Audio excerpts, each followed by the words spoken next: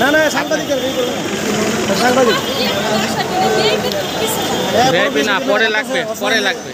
Bashundhara tissue অশুদ্ধতার বিরুদ্ধে এক বিন্দুও ছাড় নয়। একদম গরিব মেয়ে 55 লক্ষ টাকা চুরি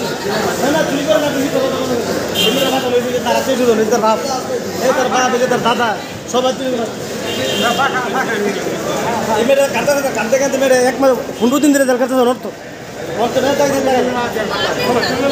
55 লক্ষ টাকা মিথ্যা চুরির অভিযোগ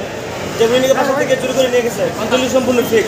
উদ্দেশ্য প্রণোদিতভাবে বাদীপক্ষ একটা অপরাধী চক্রের সদস্য তারা প্ল্যান করবিতে তাদের বয়ফ্রেন্ড আছে এবং তারা অন্য জগতের লোক এরা প্ল্যান করে এরা অন্য জগতে এদেরকে বিক্রি করার প্ল্যান ছিল এই মেয়েটা নিয়ে এরা বিক্রি করে দেবে ইন্ডিয়া।